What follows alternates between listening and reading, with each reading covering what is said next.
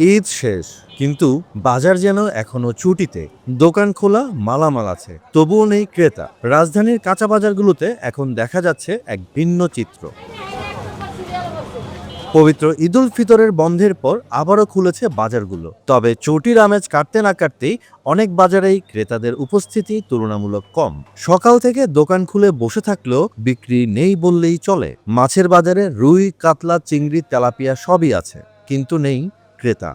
এরপর আজকেই প্রথম দোকান খুললাম, বেচা কিনা তেমন নাই, বাজারেও মানুষও নাই আর কি। ঈদের 2 দিন আগে দোকান বন্ধ করছি, তখন আমাদের কোনো মাছ ছিল না। আমরা এসে আজকে মাছ কিনা তারপর দোকান খুলছি।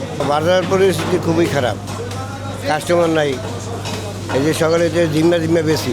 তবে যারা বাজারে আসছেন তাদের গল্প ভিন্ন। অনেকেই শেষ রোজায় কম বাজার করেছিলেন গ্রামে যাওয়ার কারণে। বাজার তো সবসময় লাগে, কাঁচা বাজার তো আর আপনার রিজার্ভ করে রাখা যায় না। আর ঈদের পরে দেখা যায় গেস্টের একটা চাপ থাকে, যার দরুন মনে করেন বাজারে আসা। শেষ রোজার দিকে আমরা কম বাজার করেছি, কারণ ঈদের ছুটিতে গ্রামের বাড়িতে যাব। ছুটি কাটিয়ে এখন এসেছি, অফিস শুরু হয়ে গেছে।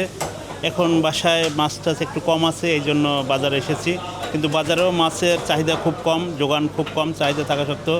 কারণ বাজারের অনেক দোকানেই এখন পর্যন্ত বন্ধ, দোকান খোলে নাই, তারাও ঈদের ছুটি কাটাতে গ্রামে গিয়েছে। চালের বাজারেও একই চিত্র, ক্রেতা কম আর তাই বিক্রিও কম। ব্যবসায়ী যারা তারাও এখনো আসে নাই, তার জন্যই বেচা বিক্রি কম, কাস্টমারও কম। ছুটি কাটায় মনে করেন যে শুক্রবার বা শনিবারে আসবে, শনিবারে আসলে মানুষ অ্যাভেলেবেল হবে, বেচা কিনে অ্যাভেলেবেল হবে, সব কিছুই ঠিক হয়ে যাবে। সবজির বাজারেও দেশি সবজি সরবরাহ থাকলেও ক্রেতার দেখা নেই। বেচা কিনা তো এখন একটু দুর্বলতাই, কিন্তু এক সপ্তাহ হয়েছে না তো ঈদের, এই জন্যই মনে করেন যে বেচা কিনা একটু দুর্বলতা, কিন্তু মানুষ এখন আসতে পারতেছে না, আসলে হয়তো বা ভালো হতে পারে। তবে মুরগির বাজারে কিছুটা ভিন্ন চিত্র, দাম কমার কারণে কিছুটা বেড়েছে ক্রেতা। আগের থেকে এখন মোটামুটি বিক্রি ভালো হচ্ছে। আগে তো দাম বাড়তির কারণে মানুষ এতটা কিনতো না, এখন আগের চেয়ে বেচা কিনা ভালো হইতেছে দাম কমার কারণে।